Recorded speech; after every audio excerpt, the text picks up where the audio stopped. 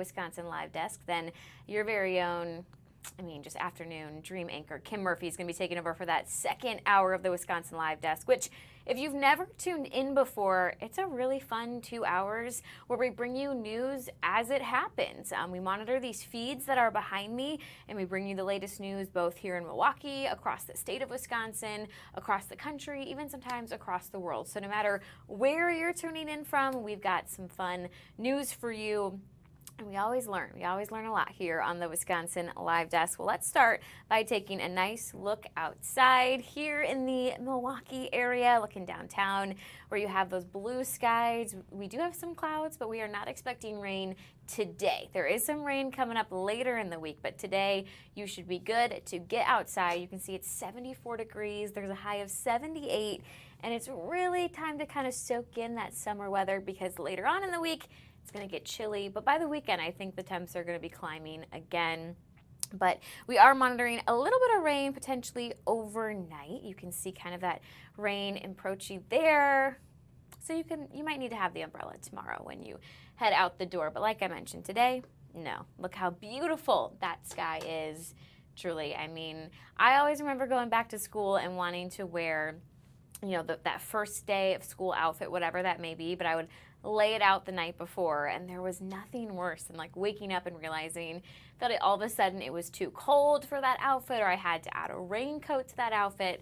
So hopefully all of the kiddos who went back to school today got to wear what they wanted and go in style with their new book bag. I always feel like picking out my backpack was like one of my favorite parts about going back to school. I definitely went for like a High School Musical backpack one year because loved me some High School Musical. All right, so right now we don't have anything happening in the moment on the feeds that I'm going to take you to, but we are expecting some things to come up shortly. So let me just kind of get you a little bit of a recap as we set up what we can expect for the rest of Wisconsin Live Desk, starting by taking here a live look in Washington, D.C. We're taking a live look at the White House right there because we are expecting President Trump to make an announcement here in about 28 minutes if he's on time. We are expecting that to be at 1 p.m. We do kind of know what we think it's going to be. President Donald Trump's administration is going to announce on Tuesday, that's today, here, 28 minutes, that U.S. Space Command will be located in Alabama. This is reversing a Biden-era decision to keep it at its temporary headquarters in Colorado. So this is just according to two people familiar with the announcement. This is what the AP is reporting right now. So again, he's supposed to kind of tell us the new location and see kind of the future of the U.S. Space Command heading outer space with this announcement.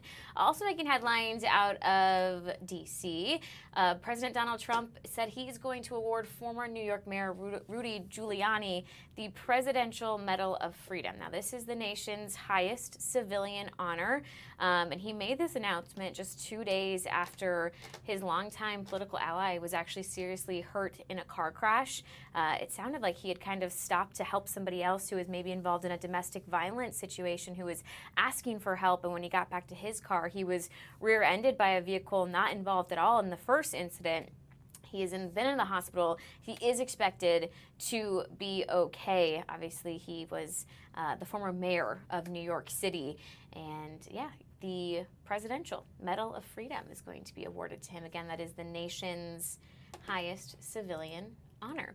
Also making headlines today, let's head out to LA, taking a live look right here at LAX, because we've actually had a ruling from a judge saying that something that President Trump did was illegal. Let's break this down.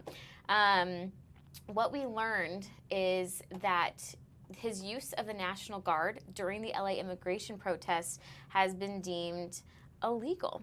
I'm going to get you some more information on that coming up in just a little bit because my AP page that had all that information. Oh, here we go.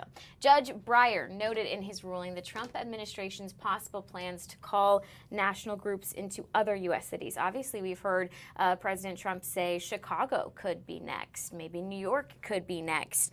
There was even talk about bringing in the National Guard to Milwaukee if the mayor had wanted to do that, which he has said he does not want. So, yeah, this has been a ruling that said that what he did by bringing in roughly 4,000 National Guard soldiers and 700 Marines to Southern California was illegal. It's something that, I mean, Democratic governor there in California, Gavin Newsom, definitely spoke out about. He said it was invasive, that it was a rebellion, and that it went against the authority of the government. So again, that Judge Breyer has accused the Trump administration of willfully violating the law, saying it used troops for functions barred by their training, refused to, quote, meaningfully coordinate with state and local officials, and, quote, coached federal law enforcement agencies as it used armed soldiers and military vehicles to block traffic, engage in crowd control, and otherwise act beyond its authority. This part of this ruling, he didn't say that the National Guard soldiers needed to leave California, but it should take effect on Friday. So we'll keep our eyes on that. But again, that ruling did come down just a little bit ago, that his deployment of the National Guard has been deemed illegal. The other things we're keeping our eye on is Congress. The House right now, as you can see there, it is in recess until about the next hour. We are actually expected to hear from the House Minority Leader, Jeffries, that Hakeem Jeffries should have a press conference here pretty soon. I can take you outside to Capitol Hill right there in D.C. They have quite the agenda. They had August off, so they are now back in D.C. for September. And a couple of things that they are going to probably be doing today on Capitol Hill, those lawmakers. First of all, they have a deadline to fund the government. That deadline is October 1st, or there is the potential for a government shutdown. Obviously, reaching an agreement on the budget has not been the easiest of tasks these past couple of years between the Republicans and the Democrats. So we'll keep our eye on that. They also have to address the firing of the nation's top health official, and potentially extend President Trump's deployment of National Guard troops, which we were just talking about. But also looming over all of that, the bipartisan push for transparency over the Jeffrey Epstein files, that sex trafficking case that has really been in the headlines and continues to stay in the headlines with Jeffrey Epstein there. Okay, so now we are going to, I guess, stay on the East Coast, but we are going to head to New York City, because there's also a headline coming out of here. You guys, we've got a lot of news to get to here on the Wisconsin Live Desk. This one has to do with Vogue, which some of the Vogue headquarters are there in New York. But Anna Wintour, who has long been the CEO and definitely been kind of the head, the face of Vogue magazine, she did announce earlier this year that she was stepping down. And today she kind of ended a lot of speculation as to who would be her successor, officially naming Chloe Malle, I think is how you would say her last name. It's Malle, as her successor as head of editorial content at Vogue. But I do want to clarify here, Anna Wintour is not completely retiring or completely stepping down. She does plan on staying on as the global editorial director of the American Vogue, as well as its 27 editions around the globe. She'll also stay on as the chief content officer. So more so what her successor Chloe is going to be doing is kind of taking on more of those day-to-day operations at the U.S. edition. But you might have noticed that she is the head of editorial content. She is not the editor-in-chief. That is a title that Wintour held for nearly 40 years that she is not passing down with this announcement. Whenever I think of Vogue or Anna Wintour, I always think of The Devil Wears Prada. I don't know if you guys have seen that movie, but kind of Anna Wintour was the inspiration, long rumored to be who Meryl Streep played, who was just not the nicest of boss, but very passionate about her job. Delaney, our producer, she is back in the booth today. Are you a Devil Wears Prada fan? I am. I really like the movie. I know. I mean, they're working on a sequel right now, which I can't wait to see what that storyline is. But The Devil Wears Prada is just one of those movies that if I am scrolling through the channels on the TV and I'm looking for something to find and I find that, I will always stop, because I just feel like you can't get tired of it. I love Stanley Tucci in that. I feel like that was the start of like Emily Blunt's career. It's such a quotable movie. I always think of Emily Blunt's like eating half a cube of cheese because she wants to like slim down for Paris Fashion Week. But I mean, such a good movie. Although, Delaney, I have a hot take. Are you ready for it? Yeah, I'm ready. Okay, so Andy, who's the main character, played by Anne Hathaway, I think her friends are the true villains of that movie. They are horrible. They are not supportive of her at all. No, I agree. I don't think they're that great of friends. Yeah, I mean, they love benefiting off of her. I mean, she's always getting like the newest like fashion trends, purses, technology, all these things that like her boss doesn't want, she gets, and she gives it to her friends. They happily take. But then when her friend, like she can't attend something because she's busy or she has a work commitment, they're all like, oh my gosh, you were the worst. And her boyfriend did not understand the demands of her job, no. I will say it looks like in the sequel, her and that boyfriend are no longer together, and I'm okay with it, Delaney. What about you? Yeah, I agree. Right? Okay. I'm glad that we're on the same page with that. I think we are going to quickly just take a little break here on the Wisconsin Live Desk. I'll leave you here with this nice picture of New York, though. I wonder what the weather is. I mean, it looks similar to what we have here in Milwaukee with those crystal clear blue skies. But we've got some more headlines and some more news to tell you about, so stick with us. We'll be right back.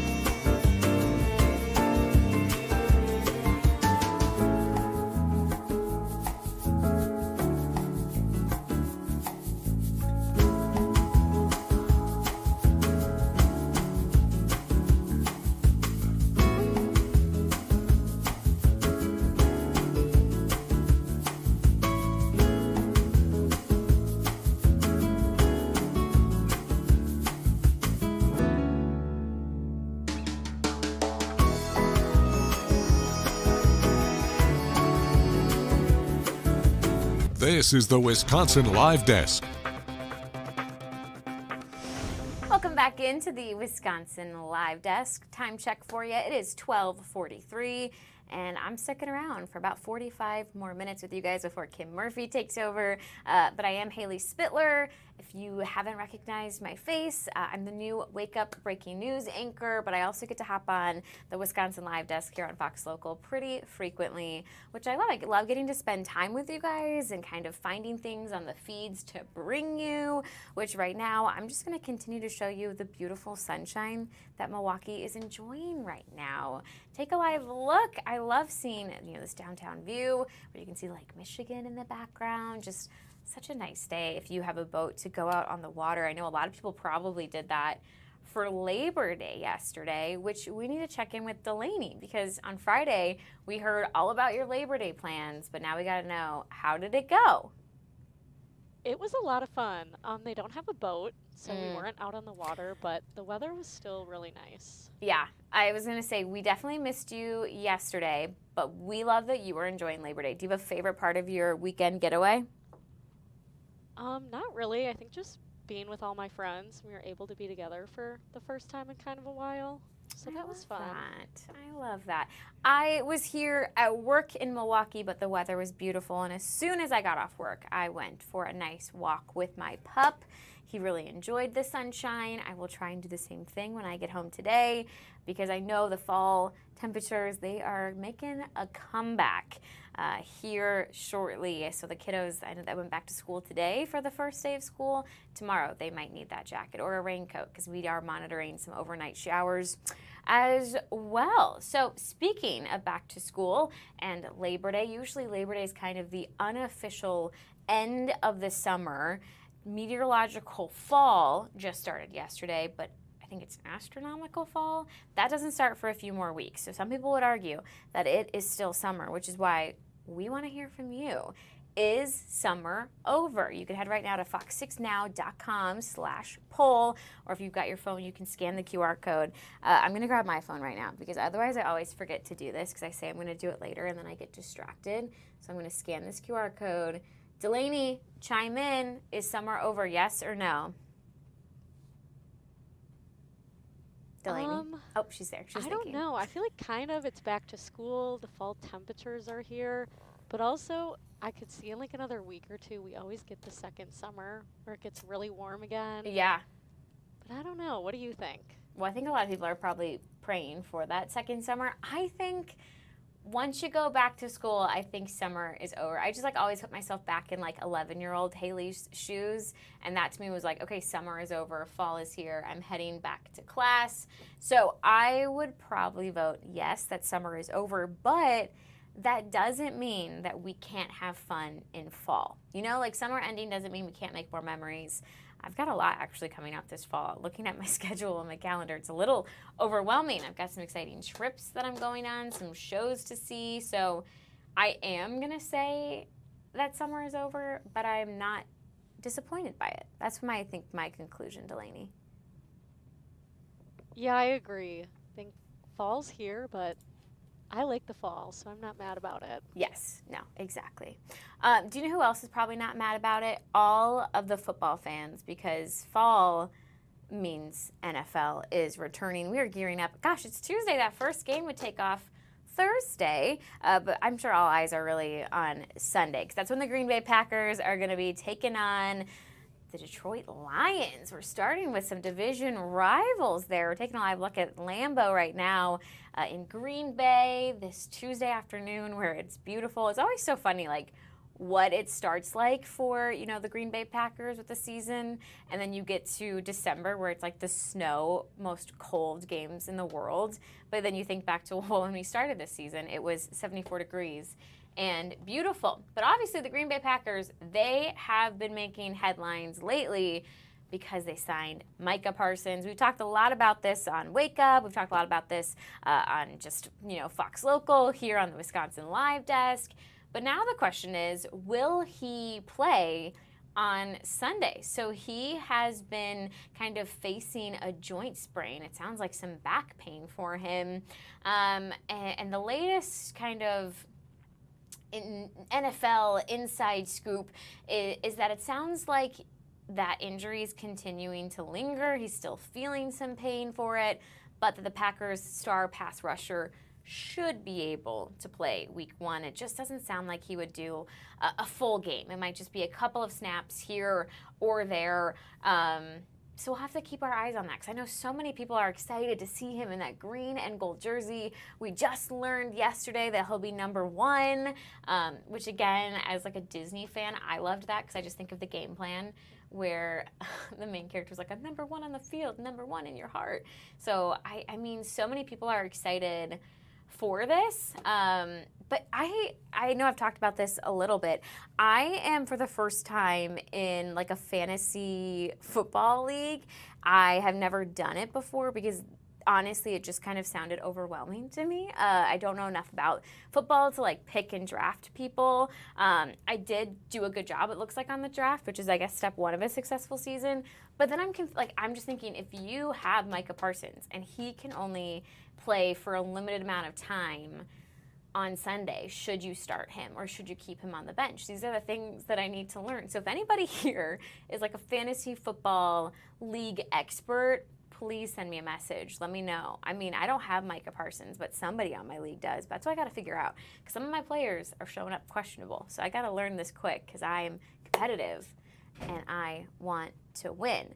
I know a lot of people have already done their fantasy league drafts, but if you haven't, there's somebody I think you should probably try and get if you want $25,000, or at least the chance at $25,000. Take a look at this.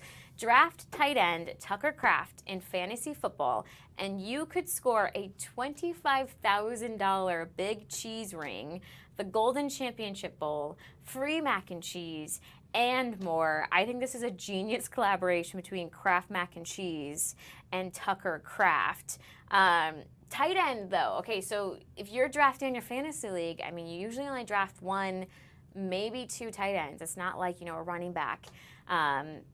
So yeah, Delaney, I don't know. I don't think I got Tucker Kraft because my tight end is Travis Kelce, and my backup tight end is, I don't think, Tucker Kraft. But I need to go look up who drafted him and tell them to go enter this, because $25,000, that's nice. What would you do with $25,000? I feel like I'm always asking you how you would spend money, but this is smaller, so you have to be more realistic than the Powerball.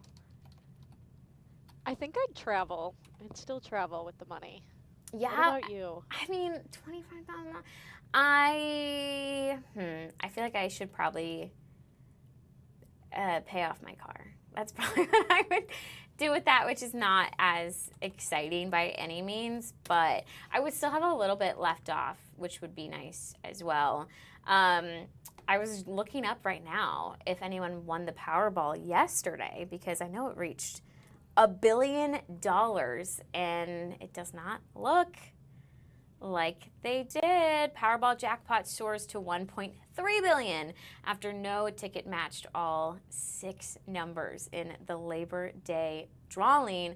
Look at Delaney being all prepared with this nice full screen. Thanks, Delaney. All right, so now we have to try again, because if at first you don't succeed, try again. Here's everything you got to know before our next drawing on Wednesday. It is $2 to play. You have a chance, by the way. Lisa was telling me she played a couple of days ago, and she won $4. So if you just match like the Powerball number, I think you get $4. So you don't have to get all the numbers to see some sort of winnings. Those drawings, they are held every Monday, Wednesday, and Saturday at 9:59 p.m. This is the statistic that I don't necessarily love passing along. The odds of winning that grand prize, 1 in 292,201,228. But if you don't play, your odds of winning are 0. So as long as you grab a ticket, I mean, there is a chance. And at one point, what was it, $3 billion? Obviously, you have to pay taxes on that. But that is probably, you're walking away with like $600, $700 million, which at that rate, you could probably get Green Bay Packers season tickets. I know there's like a crazy long wait list, but if you win that much money, you can pay your way to the top. I guarantee you. Do some bribes, get those tickets, go enjoy the Green Bay Packers, because yeah, it is football time now. And I do have a really exciting announcement just for myself. My friends since college, we have done a picks league. Now this is, more in my comfort zone, where every single game you just pick the winner or the loser. You don't really have to have any knowledge of football. We have done this since my sophomore year of college. Last year was the first time that I finished in like a winning place. I got second, but somebody else got second. And they were trying to tell me that because there was a tie, neither of us were going to get the money. And I said, no. There was nothing that said this. There was no clarification. I think we both deserve some money. I fully threw like a tantrum. And I haven't been told anything about a picks league this year, so I thought I got kicked out, but I got a text today. They are doing it. I am invited, so I'm gonna today send over my $10 buy-in and join the picks league. So Delaney, that made me really happy this Tuesday morning, because I didn't want to bring it up to my friends because I was like, I'm pretty sure I got kicked out. So good news, I didn't. Delaney, are you happy for me? I am. That's good. Thank you. I really needed that. Good news. This is why you got to tune into Wisconsin Live Desk, because otherwise you wouldn't know about my picks league, and now you do. Okay, we are going to monitor some more things on the feed. Hopefully, again, we are supposed to hear from Hakeem Jeffries, the House Minority Leader, We're also supposed to hear from President Trump, who's set to make that announcement that we previewed at 1. So we're going to keep monitoring the feeds, and as soon as those start, we will certainly bring them to you here on the Wisconsin Live Desk. But otherwise, we'll keep looking around and see what we can find to bring you. But for now, we're going to take a break. We'll be back in 2 minutes.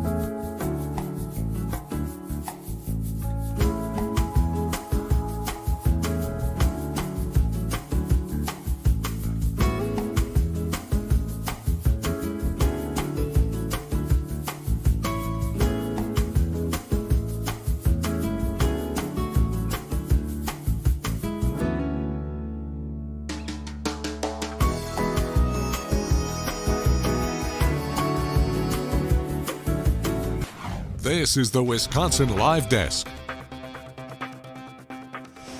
Welcome back into the Wisconsin Live Desk this Tuesday afternoon. I'm Haley Spittler. I've gotten about another 30 minutes with you guys before our very own Kim Murphy takes over for the second hour of the Wisconsin Live Desk.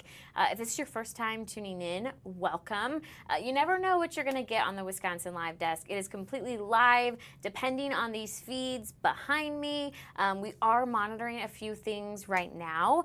We are waiting for President Trump to make an announcement from D.C. today. It's anticipated to be kind of about the space program. We are also awaiting to hear from the House Minority Leader, Hakeem Jeffries. Congress back in session after having the month of August off. So we continue to wait for those events to start. Once they begin, we'll bring them here to you on the Wisconsin Live Desk. If you weren't here before the break, we were talking Micah Parsons. We were talking the Green Bay Packers as the NFL gets ready to kick off their season. We were also talking my fantasy league and my picks league as I try and get ready to hopefully be a winner this season on all of those types of things. But now we're going to head outside here in Milwaukee because it is a beautiful Tuesday. We're not supposed to get any rain today. We are anticipating some rain tomorrow, but today it was back to school for so many kiddos in the Milwaukee area.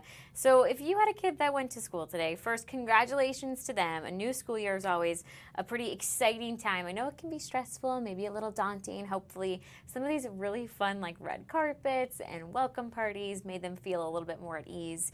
But also congrats to you, Mom and Dad. You did it. You survived summer. I know some years that can be really hard to fill those 3 months and you want to probably pull your hair out, but you did it. They're back in the classroom. They are back to learning. All of that is so exciting. Obviously, kind of around-the-clock work in some of those classrooms as they worked to get back together after some of the flooding. So I do want to just let you guys know about some flood resources that are available here in the Milwaukee area. This has obviously been a pretty big story the past weeks after that historic flooding hit us.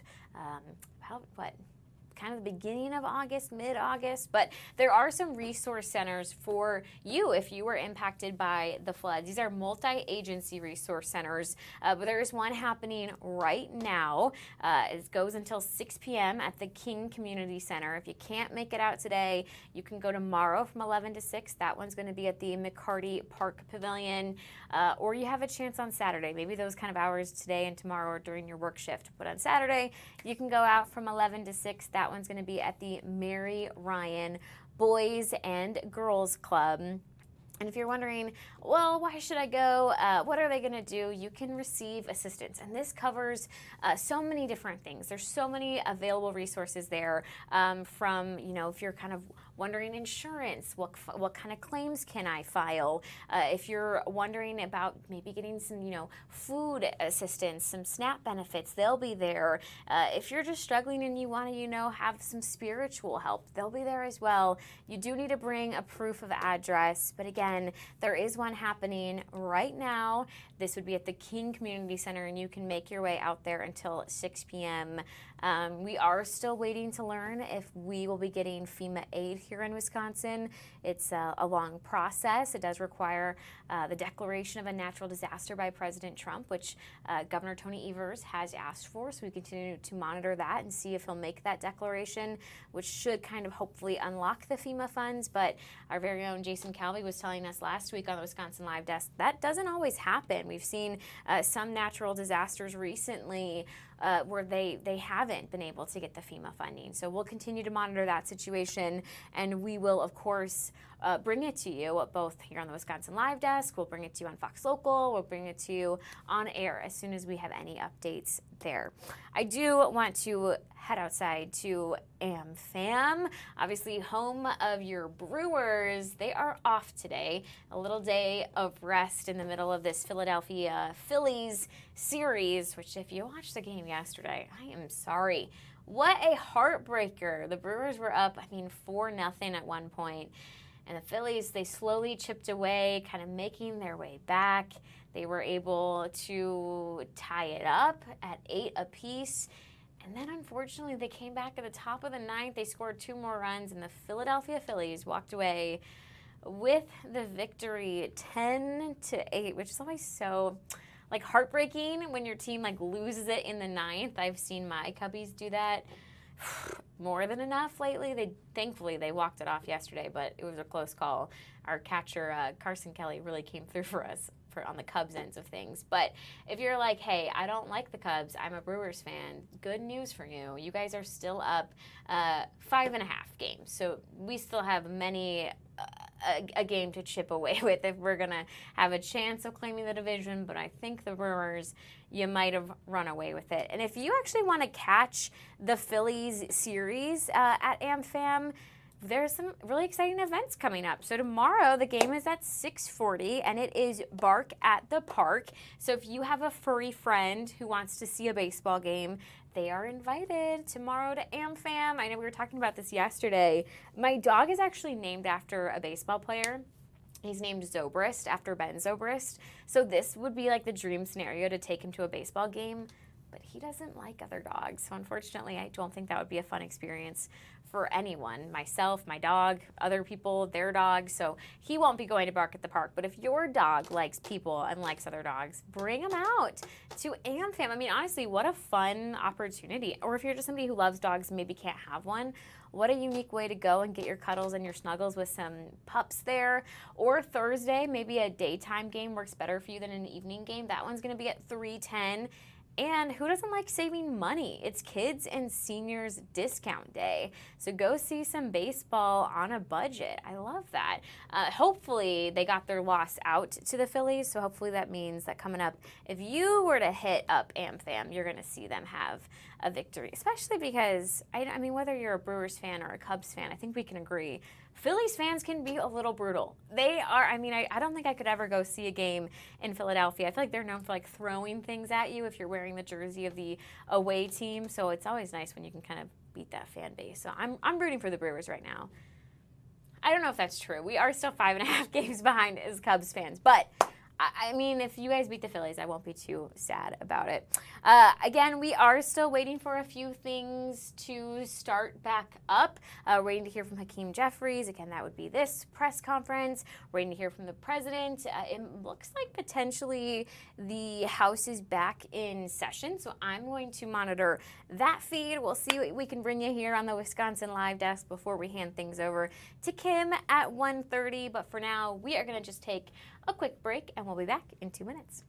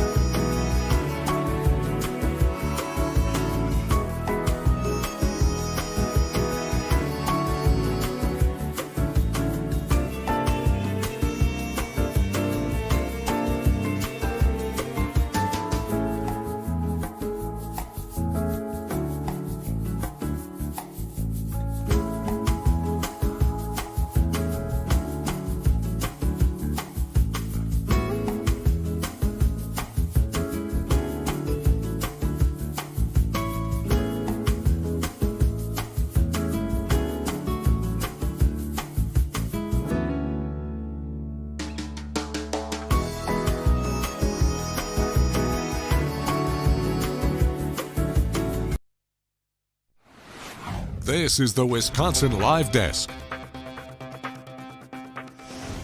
Welcome back in to the Wisconsin Live Desk this Tuesday afternoon. It's 1:07. I'm Haley, and we have been kind of monitoring a lot of news, anticipating some press conferences to begin. Again, as soon as President Trump starts making his announcement, which was slated for 1, so he's kind of a little bit behind schedule. We will certainly bring that to you live here on the Wisconsin Live Desk. We're also waiting to hear from the House Minority Leader, Hakeem Jeffries, in a press conference now that Congress is back in session this month. When that begins, we will also bring it to you here live on the Wisconsin Live Desk. I do actually want to take us out to Minnesota, where leaders right now are speaking on their desire to see a change in state gun laws. Obviously, Minneapolis just last week dealing with the tragic situation of a school shooting at a Catholic school where an 8-year-old and a 10-year-old lost their lives on, I think, their first day of school while they were at Mass. So again, we are going to listen into this here and hear what they want to see changed in the state of Minnesota. That in and of itself is horrific. The answers, the solutions, they're not new. They're very clear. They've been the same answers that have been around for the last 3 years, 5 years, 25 years. We were talking about some of these same solutions when I was in high school. And we have the ability now to make the kind of change that will protect families and keep kids safe going into the future. And so what are we asking for? As mayors and as community members, we are asking for a statewide and a federal ban on assault weapons. The day after the horrific shooting, there were a number of important elected officials, including many members of our Democratic caucus, that joined us in the rotunda.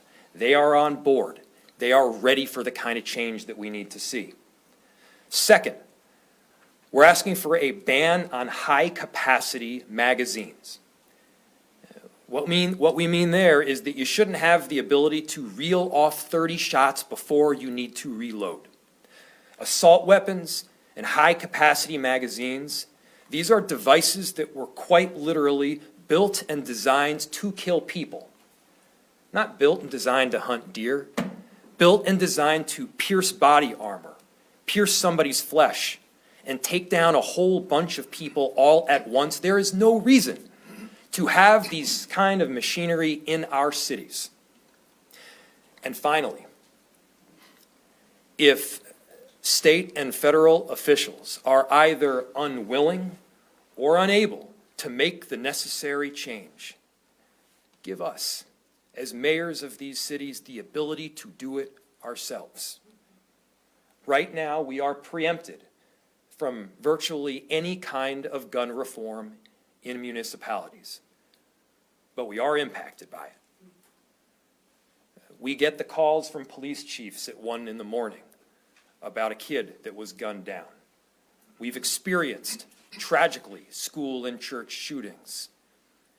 We see the aftermath and how communities are broken apart by gun violence. We have the ability to change, and so give us the authority to do it.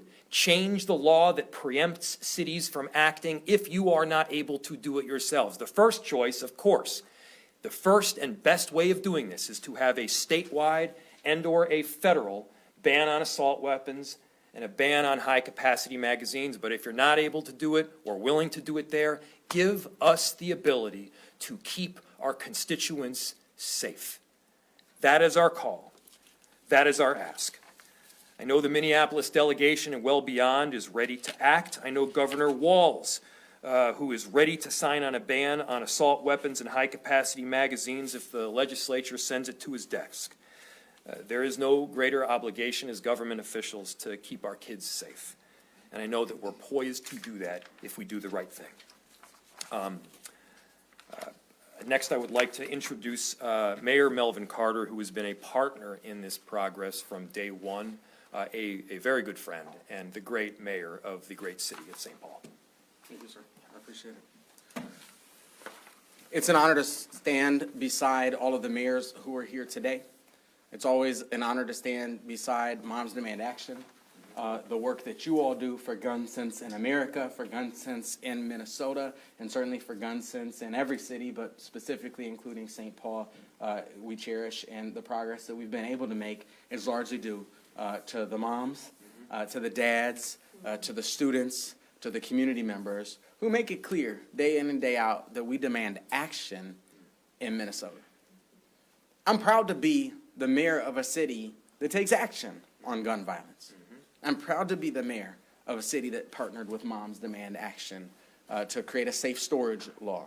I'm proud to be the mayor of a city that decided a couple of years ago that we were going to boost our investments, in particular in non-fatal shootings, and have tripled our solve rate for non-fatal shootings and seeing gunfire drop precipitously as a result of that. I'm proud of all of the work that we're doing on the local level. As horrifying as the experience we all went through last week, it also is a source of pride to know that we have first responders, that we have EMTs, that we have teachers and parents and community members and pastors and priests and elders and imams who will do whatever it takes to keep our children safe, to rally together as community members. That's what we do when there's an emergency. Everybody jumps in and does their part. That's what we saw in Minneapolis last week. That's what we see in St. Paul. That's what we see in all of these communities with all of these mayors that are gathered here together literally every single day. But let me tell you, the emergency did not start when that cowardly individual chose to point an assault rifle at children and pull the trigger. The emergency did not start when those two beautiful children, Minnesotan children, took their last breath. The emergency started when we found out that we live in a country in which the number one cause of death for children is gunfire. All of that work that we do in St. Paul, all of that work that those first responders do, all of that work that our police officers and firefighters and paramedics do is limited by a national and statewide policy environment that enables people to have the type of firearms that wreaked that damage in Minneapolis that last week. Our request, as Mayor Fry said, agrees with the vast majority of Minnesotans. It agrees with common sense, and it's important to note it agrees with our law enforcement community. That if you want to fire 100 rounds in a matter of a couple of seconds, go join the Army. We don't have a need for those types of firearms, for those types of weapons in our community. We are asking for weapons that are designed and manufactured to be instruments of death, to be used against people. Those high-capacity weapons that are designed as assault rifles to be banned in our state. We are asking for any device that's manufactured specifically for the purpose of turning a regular firearm into a high-capacity assault weapon to be banned in our state. We don't need them in our schools. We don't need them in our rec centers. We don't need them in our neighborhoods. We don't need them on our streets. We don't need them in our communities. Today is the first day of school in St. Paul. It's an exciting and joyful day. I got a chance this morning to talk to kindergartners, to fist bump rising seniors, and to tell sixth graders how excited I was to be a sixth grader when I was in their shoes. And Mayor Fry also got a chance to talk to parents whose excitement for the moment, whose pride for their students, whose joy at jumping into another school year is also seasoned by the taste of grief, by the taste of trauma, by the taste of loss that we all feel so profoundly in our community right now. Those students, those children, saw an emergency and they took action. Those teachers saw an emergency and they took action. Those clergy members saw an emergency and they took action. The police officers, the firefighters, the paramedics, the first responders saw an emergency and took action. We have an emergency, and we are simply asking our legislature to do what every 8-year-old in that school knew to do last week. Take action. With that, I'd love to introduce Bloomington Mayor Tim Bussey. Good afternoon, everyone. I'm Tim Bussey. I have the pleasure and the honor of serving as the mayor of the city of Bloomington. Proud to stand here with my fellow mayors and with community members, but I'm heartbroken that we're here after yet another horrific act of violence here in the Twin Cities.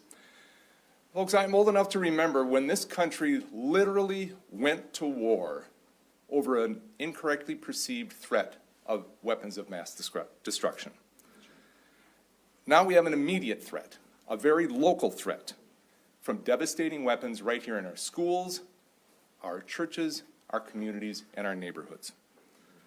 Weapons of war are in the hands of people who should never, ever have the opportunity to use them, and our communities are paying the price. Since last Wednesday's shooting at Annunciation Church, we've seen the unwavering resolve of Minnesotans who are demanding change. Inaction is no longer an option. And if our state and federal leaders can't match the urgency and the determination of the people that they represent, then it's time to give cities the tools and the authority to use those tools.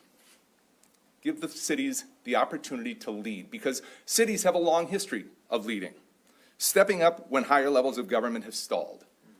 Whether it's a housing, indoor smoking bans, earned sick and safe leave, childcare, it was cities that led, and eventually the state followed. Because cities know how to get things done. That's right. We're the closest to the people, That's right. we feel the impact, and we shoulder the responsibility. Gun violence doesn't respect city boundaries. This isn't a big city problem, this isn't a first-ring suburb problem, this is a Minnesota problem.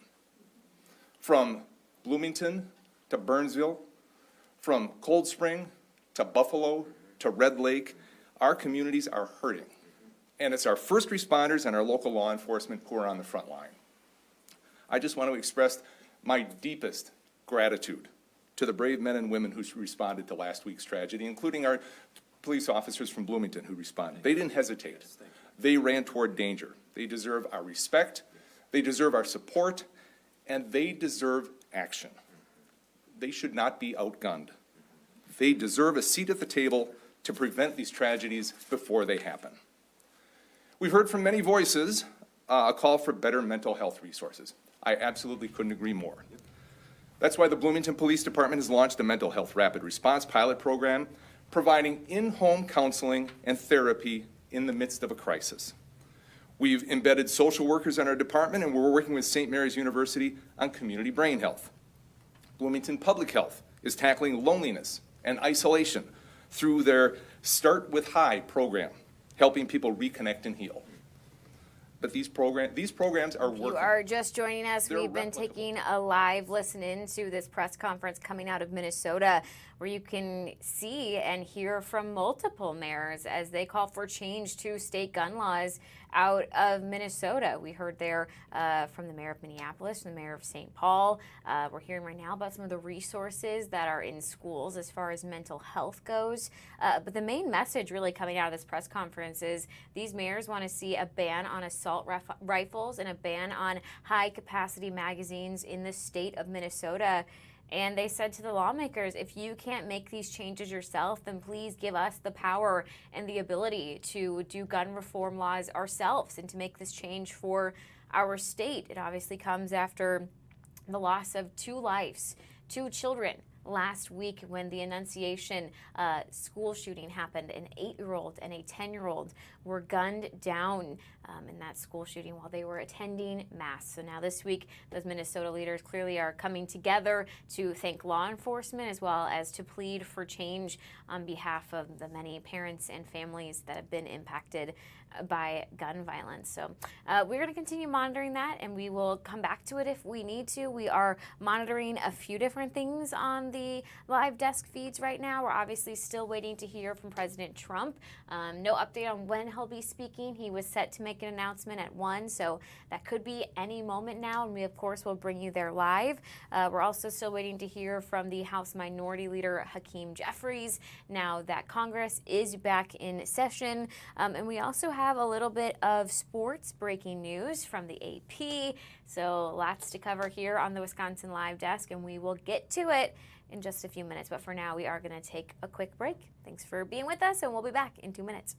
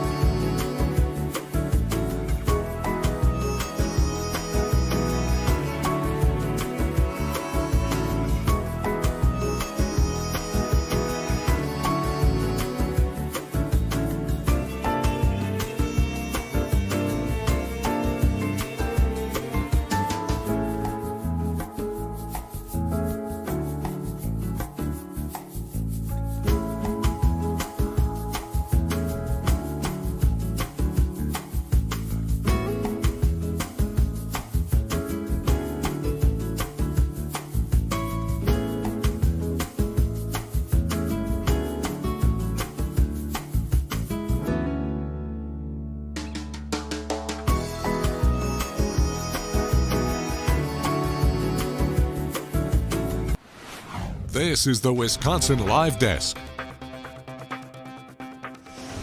Welcome back into the Wisconsin Live Desk. A little time check for you. It is 1:24, and do I have any college football fans tuning in right now? Whether you're here in Wisconsin or you're across the country, I know it's an exciting time because football season for college, it is underway. It has started, and now just in a little bit ago, I think this was in about 20 minutes ago, the AP Top 25 College Football Poll came out, and it ranked number 1, the Ohio State. We're taking a live look right now in Columbus.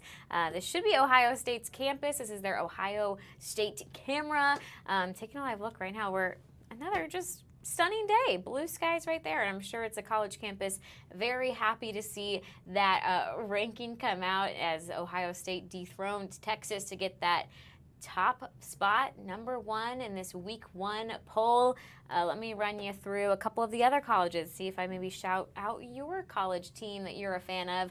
Like I said, number 1, the Buckeyes, Ohio State. Number 2, we got the the Nittany Lions, Penn State. 3, you got LSU. 4, we've got the Georgia Bulldogs. I don't know if our news director, Brandis, is watching, but that's her team. She loves the Georgia Bulldogs. And 4 is not too shabby. Let's see, number 5, we've got the University of Miami, the Hurricanes.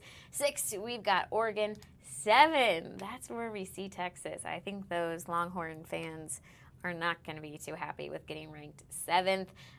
Clemson Tigers, of course, that's Dabo Swinney's team out of Clemson, South Carolina. They're in the 8th spot. They did kind of get upset in the first game of the season there. Number 9, the Fighting Irish. You've got your Notre Dame.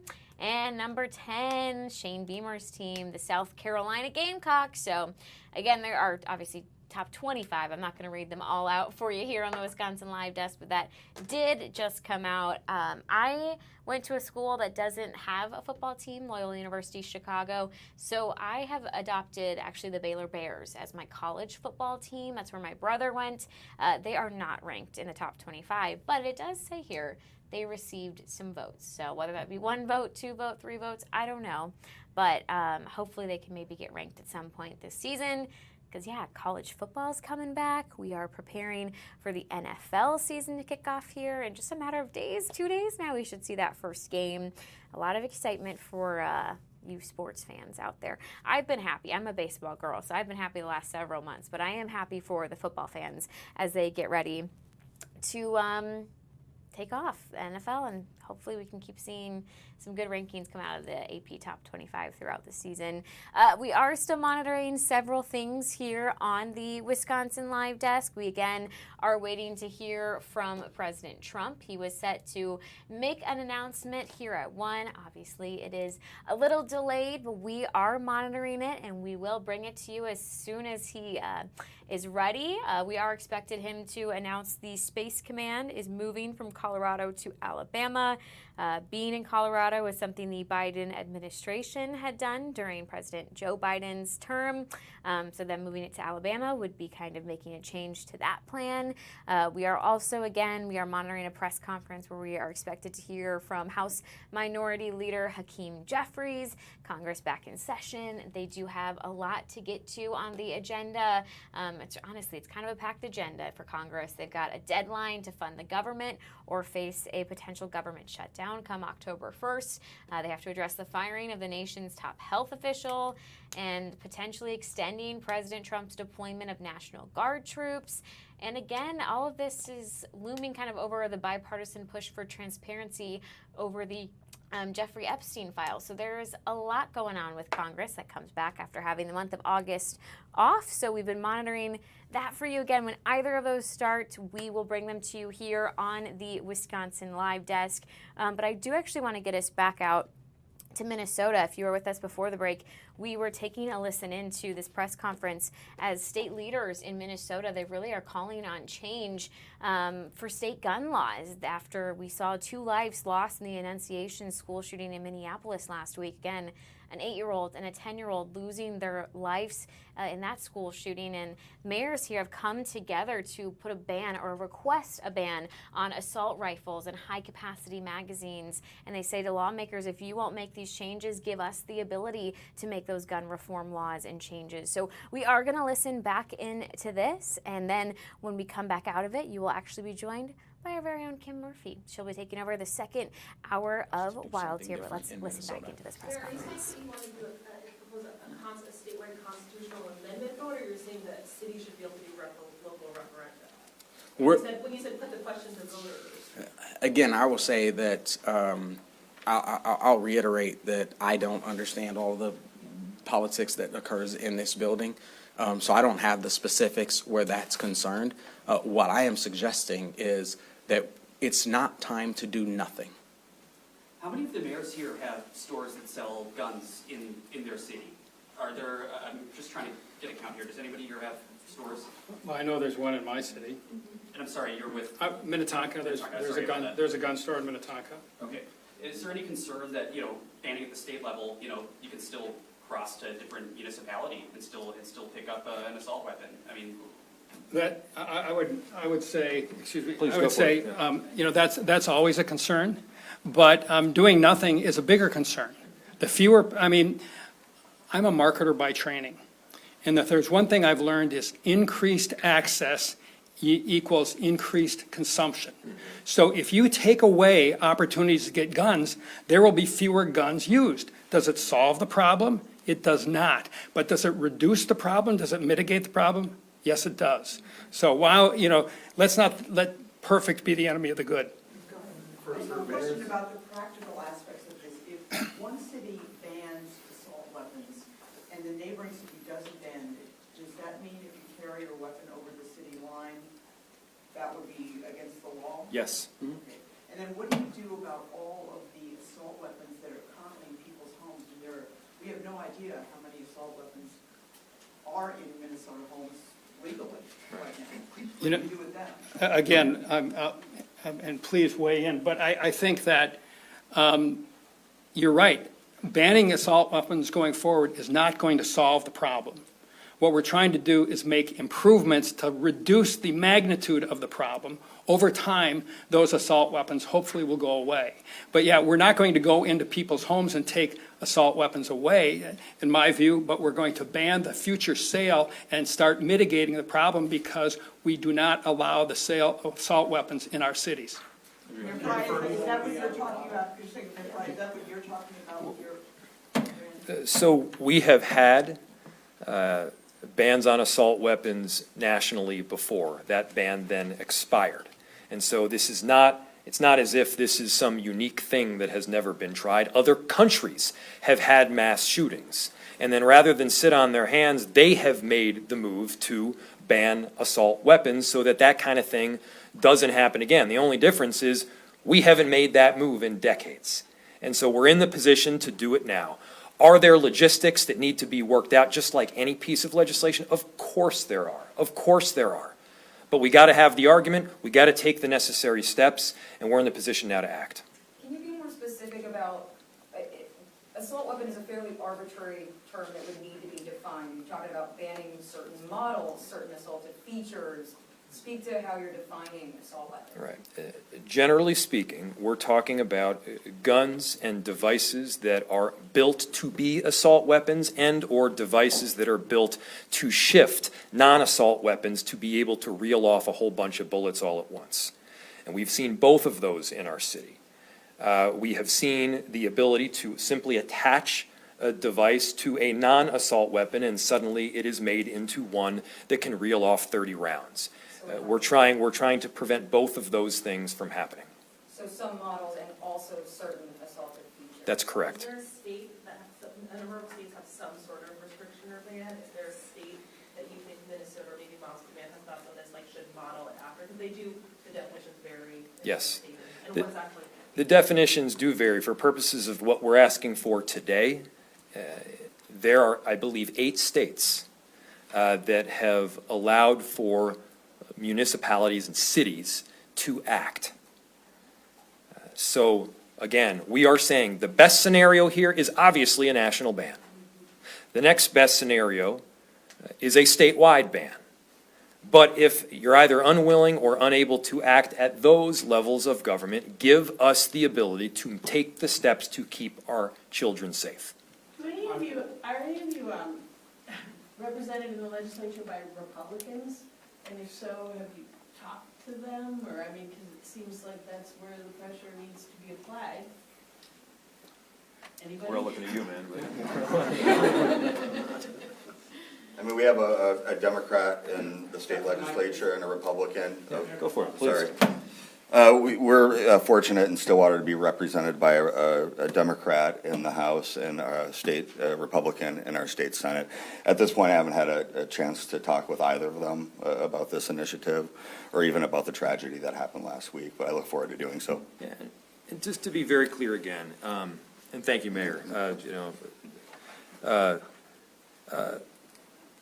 we're not talking about your father's hunting rifle. We're not talking about shooting ducks and deer.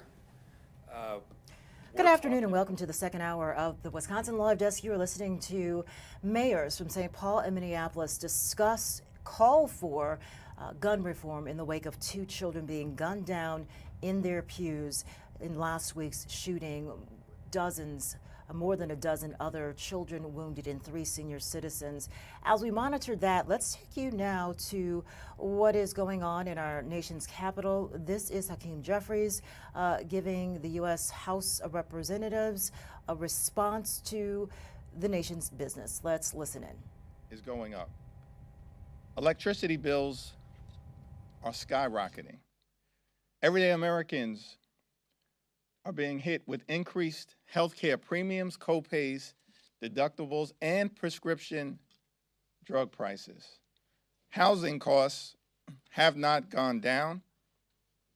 They continue to go up. America is too expensive. The one big ugly bill remains deeply unpopular. In town hall meeting after town hall meeting after town hall meeting, House Republicans were unable to defend their signature so-called legislative accomplishment. Because it turns out that ripping health care away from millions of Americans, ending Medicaid as we know it, closing hospitals, shutting down nursing homes, forcing community-based health clinics to shutter their doors, and failing to strengthen the Affordable Care Act are all deeply unpopular with Democrats, independents, and Republicans. House Democrats have a simple message for the American people. You deserve better. We're going to fight hard to lower the high cost of living. We're going to fight hard to fix our broken healthcare system. And we're going to fight hard to clean up corruption so we can deliver a country of the people, by the people, and for the people, as opposed to the type of country that we're seeing under Republican complete control of government, which is a country of the billionaires, by the billionaires, and for the billionaires.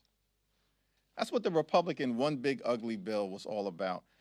They passed legislation that hurt everyday Americans in order to reward their billionaire donors with massive tax breaks. Our message to the American people is clear. You deserve better. Questions? Thank you, Mr. Leader. With the government funding deadline coming up, first of all, how closely are you aligned with Chuck Schumer, who had different strategies last time around? And can you imagine any scenario in which Democrats support a clean CR? House Democrats and Senate Democrats are working closely together. I speak with Leader Schumer regularly, and we will continue to remain in close touch. We have all been very clear that we are willing to find bipartisan common ground in order to pass a spending bill, avoid a reckless Republican government shutdown, and meet the needs of the American people. But that spending bill has to be both bipartisan, a product of negotiation, and it's got to serve the interests of the American people in terms of their health, safety, national security, and economic well-being. The ball is in the court of the Trump administration and Republicans, because if they continue to proceed down the lane of trying to jam a partisan bill down the throats of the American people without working with Democrats in the House or the Senate, our position will be the same as it was in March. We will not support a partisan spending bill put forward by Republicans that hurts everyday Americans. So a clean CR is off the table? Clean CR is one of the things that will be the subject of any Four Corners negotiation, but there has been no Four Corners negotiation. Welcome back, Mr. Leader. The Speaker said the two of you spoke recently about government funding here. From a policy perspective, what is your red line? We had an opening conversation last week about the importance of trying to find common ground where possible in order to meet the needs of the American people. But in that conversation, I also made clear we're not going to support partisan funding legislation, period, full stop. We're not going to find ourselves in a situation where Republicans at the 11th hour present a partisan spending bill that hurts everyday Americans, hurts children, hurts veterans, hurts seniors, and hurts the very people who this government should be helping, and then Republicans expect that we are just going to fall in line like they do all the time to Donald Trump's extreme agenda. That's not happening.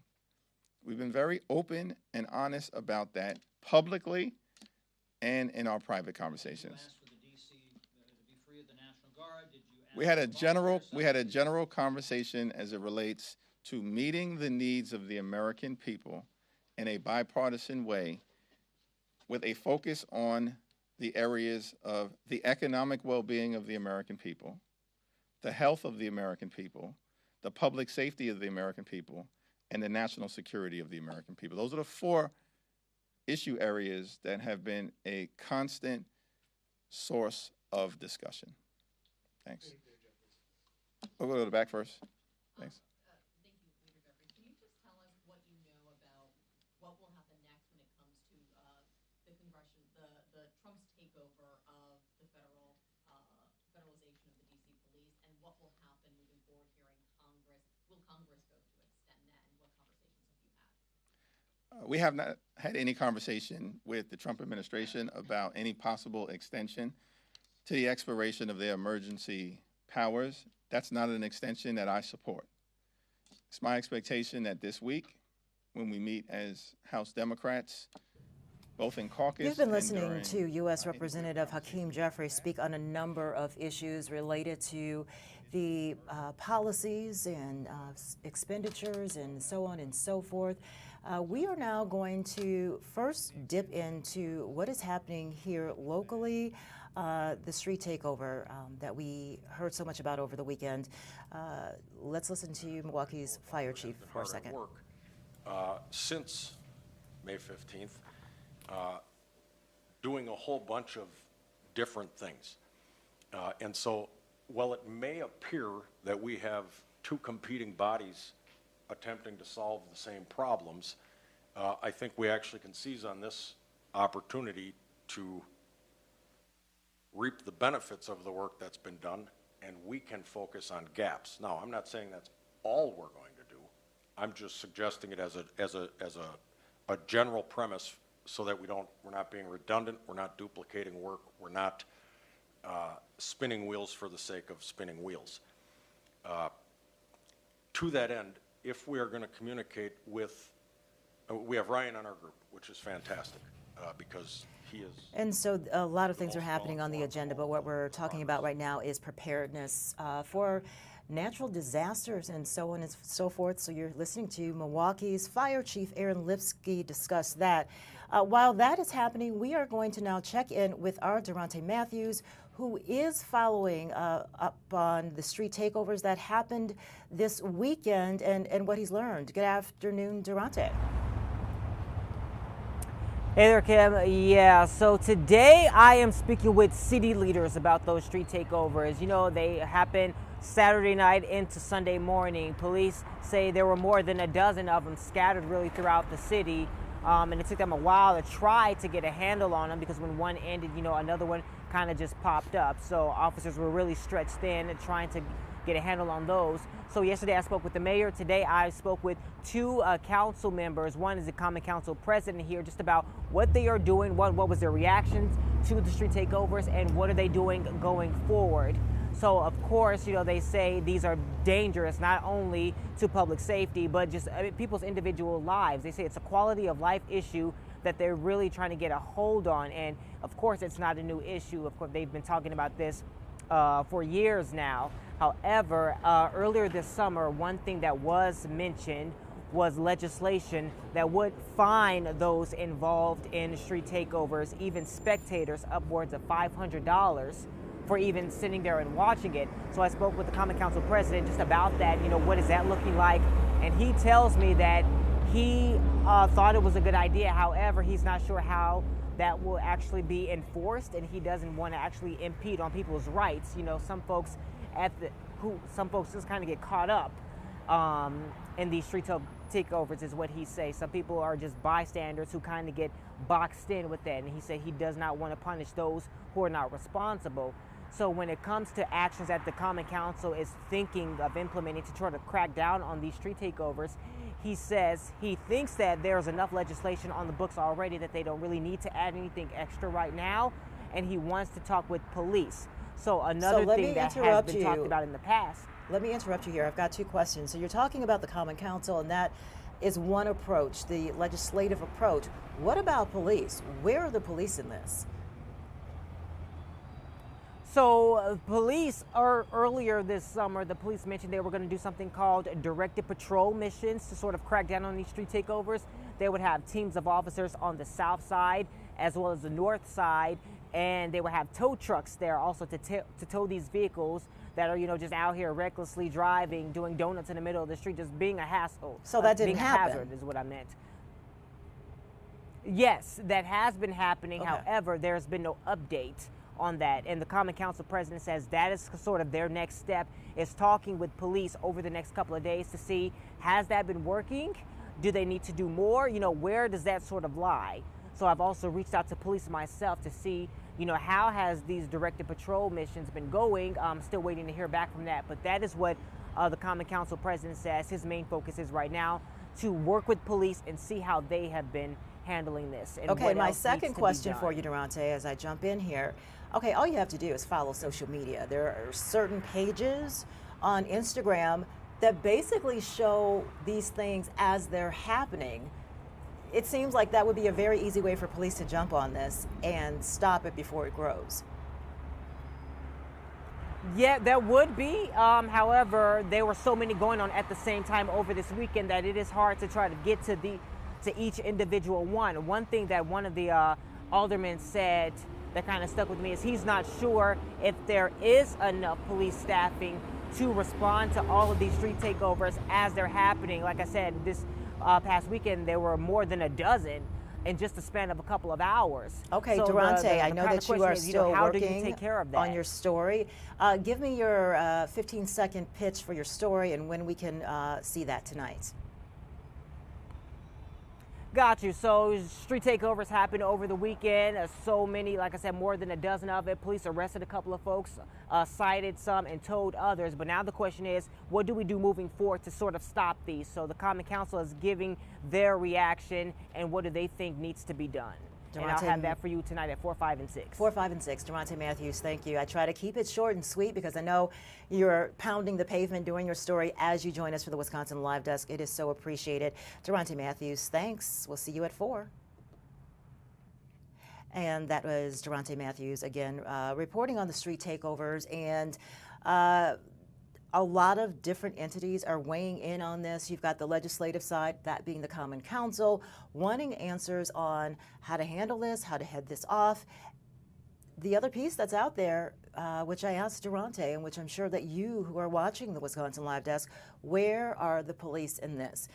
There, like I said, there are a number of Facebook pages and Instagram pages that, for whatever reason, people who are involved in these eyebrow-raising activities, they're posting about it. They're posting about it before it happens. They're posting about it while it happens. And so a question that I would have for Milwaukee's police chief is, if I, as just a follower of these accounts, can see what's happening, wouldn't it be part of the police strategy to follow these accounts, also to be aware and to redeploy resources to where these things are happening? Granted, as Durante said, there were a number of street takeovers happening all at once. And so that, of course, brings us full circle to the police department struggling in its recruitment numbers, and some areas, as reported, some districts, some evenings have been thinly staffed. Perhaps that was part of it, we don't know. But again, this all leads back to the Milwaukee Police Department and Milwaukee's police chief, Jeffrey Norman, the tough questions. How are we going to stop this? People who live in these areas, if you're driving, it is nerve-wracking because, as Durante also reported, you can find yourself in the middle of a street takeover, not be a part of it, but all of a sudden all this reckless driving is happening and you are stuck in the middle of it. So it's not just a neighborhood issue, this is a motorist issue. And so the questions that are still out there for Milwaukee's police chief is, why is the department not more responsive to these things instead of reactive, post, Monday morning quarterbacking? Why isn't there a real-time response? We're going to take a quick break on the Wisconsin Live Desk.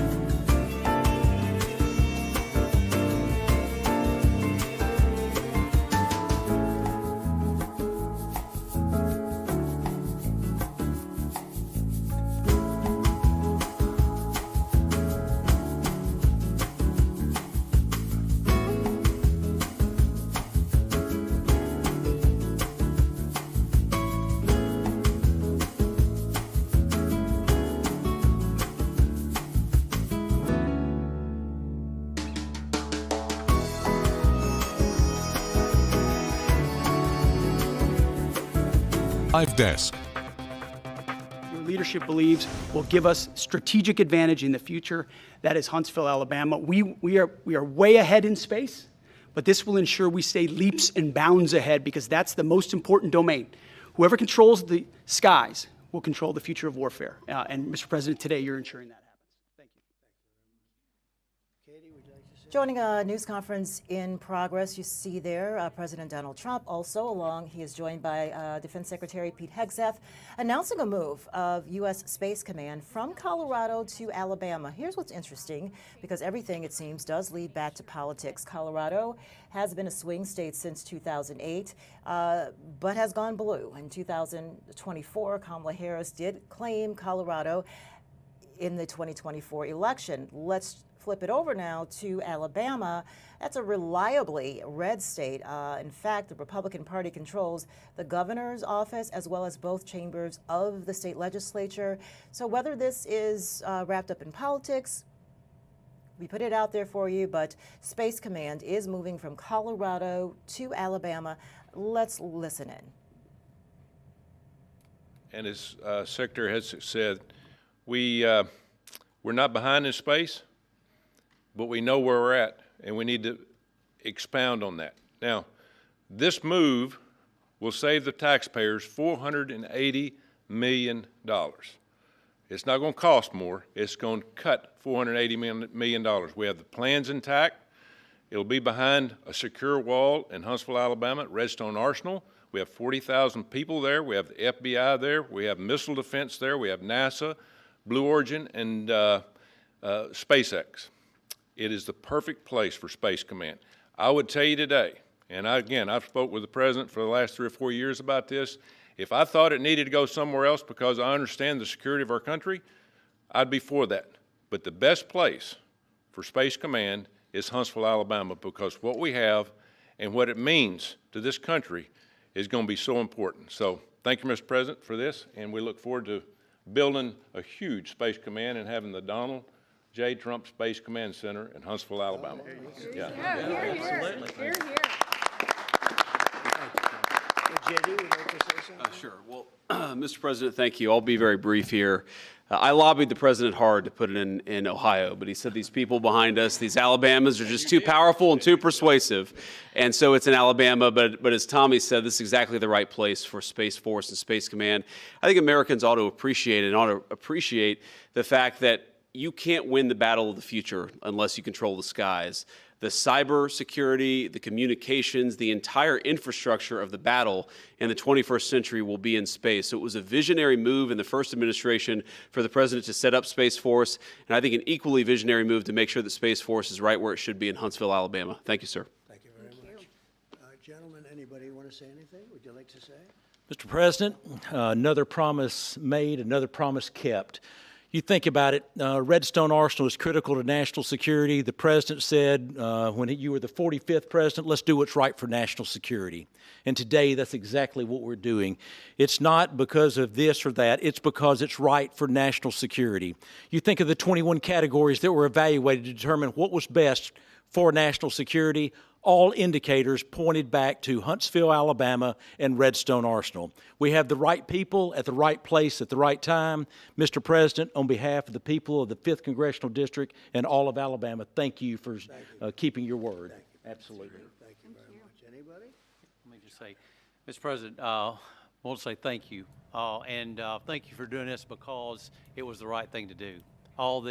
As you are listening to remarks, the president was expected to make this announcement from Washington. He has made that the U.S. Space Command headquarters is moving from Colorado to Alabama. This is a reversal of a Biden-era decision to keep the location in Colorado at the Peterson Space Force Base in Colorado Springs. The new location will be in Huntsville, Alabama. Some are questioning, pushing back that this is politics. Colorado officials expressed concerns that this move to Alabama during the Trump administration is politically motivated, as Alabama is a Republican-leaning state, and Colorado is a Democratic-leaning state. But there you have it. The other thing to note here as we switch it back is President Trump's appearance. There was a flurry of activity over the weekend questioning his health. Don't really know how that got started, as some things blow up that are, completely unsubstantiated. That's why you always need to double check your sources, where this information is coming from. But either way, the president, this is the first time that he has appeared publicly in about a week. And that's a little bit rare for him because he's usually quite visible. He was spotted at his golf course over the weekend. He did a couple of interviews, and then he was out of sight. On Sunday, he posted in all caps, "Never felt better in my life," on social media. The president is 79 years old. Again, there had been some chatter on social media about the president's health and whether he is okay, since he had not been seen in about a week, which is a little bit unusual. So let's listen into the remainder of this big announcement. This is an economic announcement, politics aside, because you have so many jobs that are associated with this. And so those jobs now are leaving Colorado Springs and they're headed for Alabama. They'll start something else. But I just want to congratulate you. It's a very big deal. When you come out and when you leave the room, you'll see that we just, over the last few minutes, literally shot out a boat, a drug-carrying boat, a lot of drugs in that boat. And you'll be seeing that and you'll be reading about that. It just happened moments ago. And our great general, head of the Joint Chiefs of Staff, who's been so incredible, including what took place in Iran, knocking out potential nuclear power for a long time to come. I think within a month they would have had it if we didn't do what we did. But he gave us a little bit of a briefing, and you'll see. And there's more where that came from. On the president's health hoax that blew up over the weekend, you even had the Vice President, J.D. Vance, responding to it August 29th with an interview with USA Today, saying the president is in incredibly good health. I feel very confident the president of the United States is in good shape, is going to serve out the remainder of his term and do great things for the American people. But it is interesting that you have both the president and the vice president responding to the health of the president. Well, it just works because we have so much else. That was a big issue. President Trump has attacked former President Biden frequently about his health status, even suggesting that he was impaired while in office. So now questions are also surfacing about the president's President Trump's health. He is 79 years old. There were rumors that he had died because he hadn't been in the public for a couple of days. Again, that was shut down when he appeared. You see him here at this major announcement saying that the U.S. is relocating the U.S. Space Command from Colorado to Alabama. You're watching the Wisconsin Live Desk. We're going to take a break.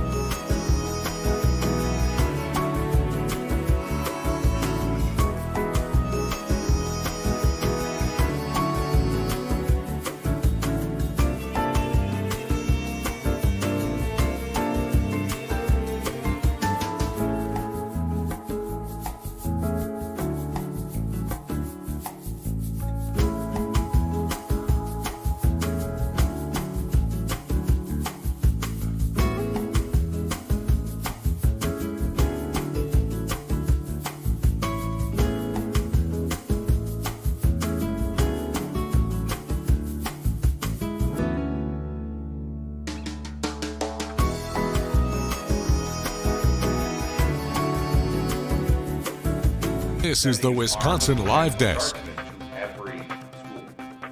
Well, we have a big problem. Wouldn't you know it, just in our break, President Trump addressing the health rumors that he's in bad health just moments ago.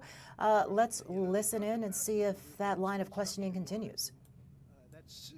That's really, I think nobody knows more about construction than me. You can build the construction doors. You can build what they call safety doors, where they lock on the outside, the inside, and every place else. Well, but if one of these lunatics happens to get through, then the police can't get in. Then they're looking for keys all over the place, and it takes a lot of disadvantages to doing, spending billions and billions of dollars and actually making it safer in some way for some of these lunatics that we're dealing with. But I don't think so. I've thrown out the concept. We have great teachers that love our children. The parents love the children. Teachers love the children too. And if you took a small percentage of those teachers that were in the military, that were distinguished in the military, that were in the National Guard, et cetera, and you let them carry, that's something that a lot of people like. I sort of liked it. I'd have to be studied, but they're trained. They know about weapons. You can't do it with every teacher because most teachers don't know, but I always thought that would be an alternative. But it just, we've had a lot of instances. Other countries have also. They have different kinds of problems than we have, but we do have, there's something going on, and it's a bad thing. Yes, please. Have you spoken with President Putin in the past week? Have you spoken with President Putin in the past week? Yeah, I don't want to, I have learned things that will be very interesting. I think in the next few days you'll find out. Will there be any consequences if there isn't some type of announcement of a meeting with President Putin and President Zelensky? Yeah, and what could those consequences be? We're going to see what happens. We're going to see what they... These news conferences cover just so many topics. In our break on the Wisconsin Live Desk, the president's again addressing that hoax that he had died over the weekend. He went on to say fake news. That's why you can't trust fake news. Wasn't reported by the news. It was on social media. Not the same as the news. Just a point of correction there. But he said that proof that he is okay, that he was active on Truth Social over the weekend, that he was seen going presumably to go golf, that he's feeling perfectly fine. This was of such concern that even the Vice President, J.D. Vance, responded to the hoax over the weekend, saying that he feels, went a step further, not only saying that the president is okay, but saying that he believes that the president will fulfill his term. And so maybe that is raising some question marks for folks. Why would he go that far? But you see the president there speaking. This is the first time that he has spoken in public for more than a week, which is unlike him, which raised concerns among some on social media, which started that hoax. But he is alive and well. He did also take a moment to take a shot at former President Biden and his health. So you understand why the health issue is being reported also with the president now, because he introduced the issue of health first, you can say. And so following up on that, being responsible as media, we also have to ask the same question, because he is 79 years old. But it really wasn't something that started with the media questioning his health. It was something that started online, but exploded to the point where not only the vice president felt the need to respond to it, but also the president saying that he is alive and well. The tail end of that questioning, you heard about what are his thoughts of what can the federal government do to prevent shootings like what happened in Minneapolis. He again talked about maybe the National Guard becoming teachers, being armed, but kind of also waffled, saying, we'll have to see, not really committing to anything definitively. Let's listen in a little bit more. Shot with bullets. So let me tell you a little story about a place called D.C., District of Columbia, right here where we are. It's now a safe zone. We have no crime.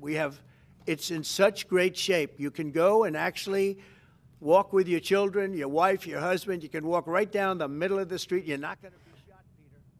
So actually going to dip out of that as the president continues that, talking about the crackdown on crime and national troops being introduced to D.C. Let's take you to the MLK Library Apartments, which are, we're going to see inside. We've had some officials giving some information about why this is such a unique and a vital asset to the community. So let's take you there to see if we can get a little bit of a tail end of an interview that just wrapped up. That's what we'll do. So.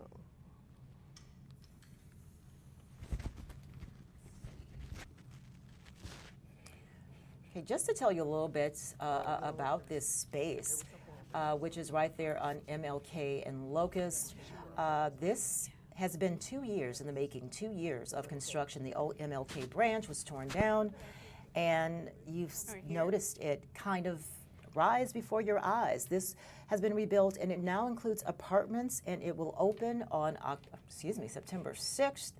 And it's part of a new development that includes apartments. Like I said, the grand opening is on the 6th, and it's a model that we've seen in other libraries across Milwaukee, where we're seeing living space also incorporated with the library. This is at 2901 North King Drive. It will be open to staffers already. They've been there for the last 2 weeks. This is really big. In 2023, the King Library branch moved to its temporary housing. The library was 52 years old, the former building, so it was demolished and replaced by new development, which is exciting. And so the new development will be known as the MLK Library Apartments. Let's see if we can get a little bit of sound. For an overview of some of the most important key features within our new library. Okay. What's your name? My name is Tiffany Thornton. How do you spell your first and last name? Tiffany. Last name Thornton. You can hold it down just a little bit so it doesn't get it right. Okay. Okay. Thank you. Yes. So I'm going to be going over some of the most important things to know about our new branch, including some of the architectural aspects. So when you go around the library, you'll notice that there are a lot of different textures and colors that are designed to support a lot of community involvement and community use within the spaces. All the blue areas are going to be more of those reflective spaces within the library. Our yellow spaces are going to be more of the connected area, so more of those connected spaces that we have that can support more engagement and community involvement. Can you all hear me? No, it's in their shot, so just hold it down a little. Okay, right here? Thank you. Okay. Thank you. So starting off when you go into the library, the main starting point is going to be the maker's place. So this is going to be the makerspace area or maker place when you start off into the library, marketplace. And so this is going to be the initial starting point that you have within the library. One of the main things that I did want to highlight today is our community room. So our community room is going to be one of the biggest community spaces that we have within NPL. We have, it's 40 feet by 45 feet, totaling 1,800 square feet. We're also within the area currently going to have a memorial or a representation of Martin Luther King. So there's going to be an applique of MLK that we're currently working on having developed and ready to go by the start of by the opening of September 6th of the library. Some other important main takeaways is our makerspace. So as Joan mentioned, we will have a makerspace within this library as well, and that's going to be including a lot of different types of technology that is going to be beneficial for all of our community users. I did want to highlight some of those important things that we have within our space. We have the pop-up recording studio, a Canon camera and green screen, a 3D printer, Dell laptops, and a lot of other technology that is accessible to all age ranges. So we have our various different librarians that are going to be assisting with doing that. Some other areas that I wanted to highlight is that we do have designated spaces for each area. So we have our adult services area for our adults. We have our teen area that has a lot of useful tools and features for specifically for the teen environment, including a monitor for gaming, ways of engaging with other teens within the community. We also have our children's services area, or our children's space. So we have a different area that's going to be conducive for our younger age ranges as well as our older adults, older teens. So kind of that's basically the overview of some of the different areas that we have within the library, including a lot of our community spaces. So one of the main takeaways I did just want to highlight is that our library is going to be conducive to a lot of engagement, a lot of having people be able to use the different meeting spaces. So there's going to be, as you see within a library, it's going to be very spacious, a lot of areas that you can use and make your own. So I wanted to make that be clear of one of the main focuses within our library is that we do have a lot of these different areas within the library that you can utilize. A lot of community spaces, a lot of open spaces, a lot of ways that different users can use the library within their own, to make it their own within the different areas. Are there any questions? Can you explain what the marketplace is going to be? The makerspace is going to be, or the marketplace is just going to be kind of the entryway, the starting point where we will have a lot of ways of engaging, so a lot of different displays set up, just ways of, and this is one of our initial ones, of just kind of having different displays set up, ways of engaging. Those are coming within the library. So you're always going to find kind of these spaces within the library, including maker spaces. So some of those different elements are going to be available in all of the newer branches that you see within NPL. So this project was announced, a while ago, and you probably already asked this question, but could you tell us why this library location needed an update, why there was a need for a new library in this location? I can give more from a personal perspective as well, is that this is my branch, and I think that it was our community, our environment was really looking to have kind of upgrades and updates that can better support the users within the library. So I think it was just time for this area to be updated and renovated.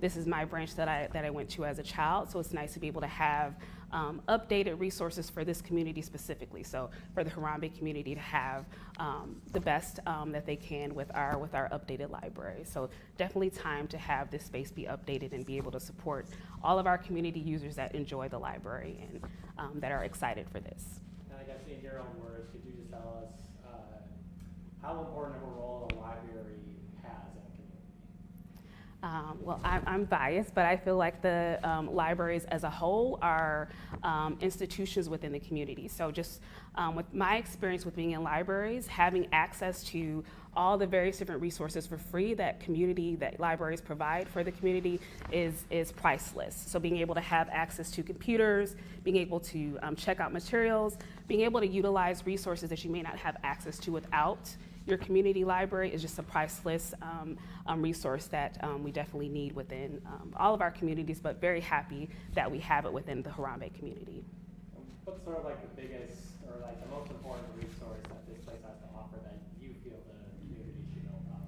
I think the biggest resource is the space of being able to have access to community rooms, having the availability of utilizing the library and making your own. So everyone can choose to use whatever areas that are more important for them. So we can have different smaller organizations that can use different meeting spaces. We can have teens that can come and have a safe space after in the afternoon. So kind of, I think there's a lot of different ways that the community can use it, but I think primarily having all of the space, having the access to these spaces and resources is what I would say is kind of the primary takeaway or one of the big avenues for having this branch.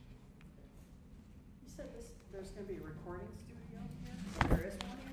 Yes, so we do have technology for a pop-up recording studio. So, so individuals can use that, and we will be having facilitators to assist with being able to support with technology, so how you can use some of that different technology. We'll have events as well, but we do have a pop-up recording studio that we will have in the makerspace, as well as a lot of additional technology.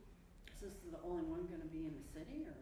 We do have 3 other maker spaces within MPL, but these are just some of the different components that we will have at our location. And just another takeaway is that our maker space is going to be providing as a theme amplify. So how we can, with looking at MLK's legacy, how we can amplify voices, how we can amplify experiences, especially within this community, and having that be kind of a primary focus with our maker space. Tiffany Jones said you were back in Milwaukee to do this. Can you tell us your story in a nutshell? Yes, so I've always been in Milwaukee, but I started off initially, my first job was at King. So my first job as a computer service aide was at MPL, and then I worked at UWM for several years, and then with having the opportunity to actually be the branch manager for the King Library, that really instilled in me the value of libraries, and its importance was just kind of something that I couldn't turn down. So I'm now back at MPL now. Any other questions? So if you would like to go take pictures, video of the space, please feel free. Tiffany and Joan and Eve, building construction manager, will be around for any specific questions. Yeah, I'll be here. You're listening to exciting news on September 6th. The MLK Library and Apartments will open officially. We're going to take a break on the Wisconsin Live Desk for this. September 2nd, the first day of school. Whew, you made it this morning. You got the kids out, hopefully on time. We know we're going to get calls on our assignment desk about late routes, possibly missed routes. Patience. Everyone, it's the first day for everyone. We'll be back right after this.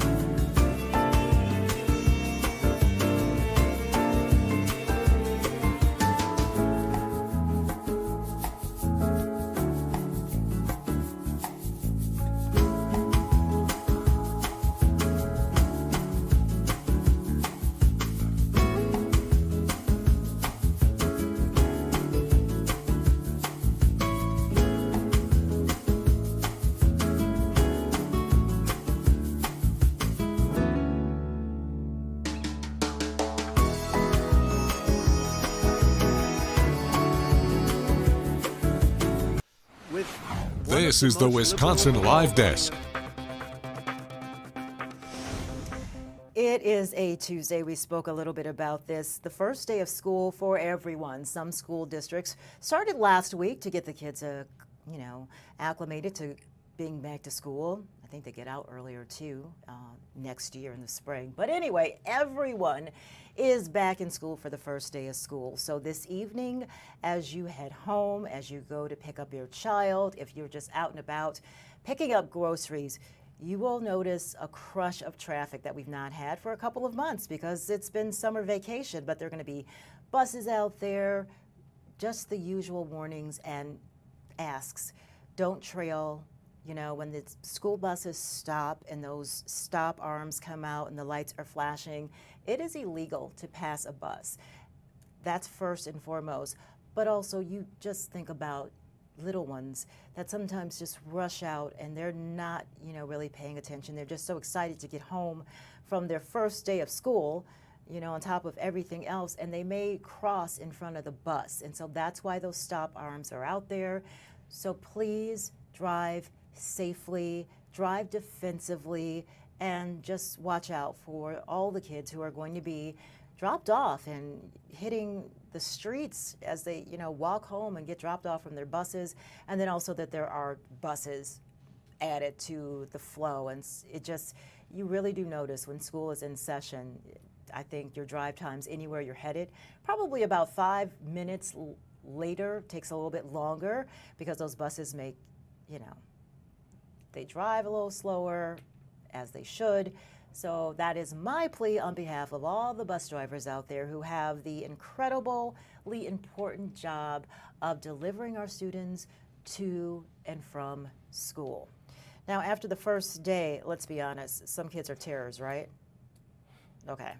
That's why some of those bus drivers after the first day of school may be like, please let me hit the Powerball. Okay, so be kind to your bus driver. Maybe give them a Powerball ticket. The next drawing is tomorrow. It takes $2 to play. The drawings are held on Monday, Wednesday, and Saturday at 9:59 p.m. Your odds of winning, okay, yeah, it's 1 in 292 million, blah, blah, blah, blah, blah. But someone's got to win, and it has increased now to $1.3 million. So even, here's a thought, buy a Powerball ticket for your child's bus driver just to say, hey, we know you have a tough job. You know your children. They can be a little bit difficult from time to time. And so, hey, this is our nice way of saying we see you and we also want to seed your dreams. That's just my little PSA for all the school bus drivers who are out there. Also, we want to remind you the Brew Crew, still hot. Wednesday, 6:40, it's Bark at the Park. Pretty cool. Yes, you can take your dog to American Family Field to take in the game. The Brewers are hosting the Phillies at AmFam Field. And then on Thursday, it's Kids and Seniors Day. You get a discount. That game is at 3:10 in the afternoon. And it's going to be a little cooler. It will feel like October baseball, not only in our winning ways, but also the weather if you are planning on taking that in. But for me personally, I like the cooler temperatures. I like fall. I think I'm a fall. Even though I was born in the spring, I truly think that I am a fall. Also want to take you back out to, we're getting a tour of some of the workspace areas in the new MLK library. Apologize that, we're kind of roving there. You're seeing it as our reporter and our photographer are seeing it there. Photographer, Katie B., is showing us just some of the workspaces. What I noticed from, libraries of past, it's bright. Libraries weren't they always brown? This is lights and bright. It says technology, it says the future. You can scan books and documents. And so this is really important because not every household is Wi-Fi connected. And you think about how many things in our lives these days are now dependent on our ability to access the internet, bill pay, largely, you do it online. And so if you don't have a computer, if you don't have Wi-Fi, this resource now in Milwaukee, right there on King and Locust, that's key. Also key, if maybe your job, your day-to-day life doesn't require you to use a computer, it can be very intimidating. Well, the good thing about the library is all you have to do is go and ask and say, I'd like to learn how to use this computer. I'd like to learn how to download or put in this application for a job. I'd like to, you know what I'm saying? So this is a place, it's going to be huge. And here's another look. Look at the book spaces. Those are not the bookshelves I remember. It's inviting. And then you see the little round cubbies, so you can get a book and you can just kind of lose yourself in the stacks. Literally, you can sit in the stacks. So this is exciting. Oh my gosh, your big U and your little U can sit next to one another in your little inside of the stacks. So support this library, even if you don't live in the MLK neighborhood. Go check it out. It's just, that's the kids area. Librarians were always a source of information. I cannot tell you how many book reports I had where I was just lost. And back then, we didn't have the internet. We had something called the Encyclopedia Britannica. It's the stack that came out with the census every 10 years. So that's when information was updated every 10 years. Do you know how much I didn't know because we didn't have the internet? I had to wait 10 years to find out what happened next. So yeah, this is exciting. And we're happy that we could share it with you on the Wisconsin Live Desk. Thanks for joining us here. We have been with the White House. The president is A-OK. He said so himself. Powerball, 1.3 million. And that's it for the Wisconsin Live Desk. Bye.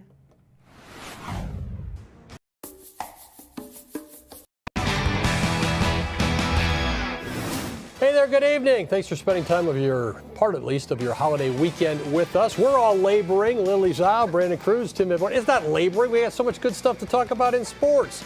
Hang around for the next half hour, and here's some of what we'll have for you. The starting lineup.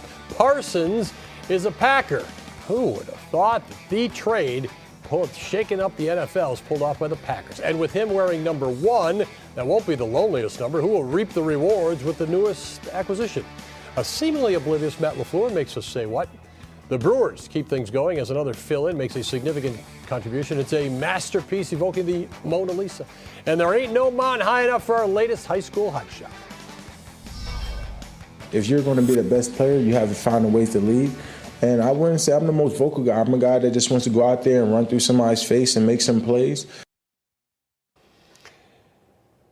At this time last Sunday night, I don't think any of us would have thought that Micah Parsons would turn out to be a Green Bay Packer this week, but he does. I'm sure down in Dallas they didn't think the Cowboys would actually trade him. It all goes down, and it really sets up a heck of a Packers season, which begins